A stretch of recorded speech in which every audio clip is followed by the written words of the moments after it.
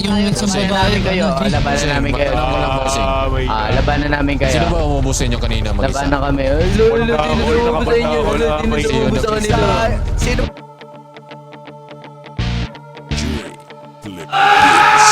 O ano na mga status kay palag-palag din. Puro post na lang sa Facebook, asan bayag nyo men? Mga iyakin, ba't ko pa hihilingin?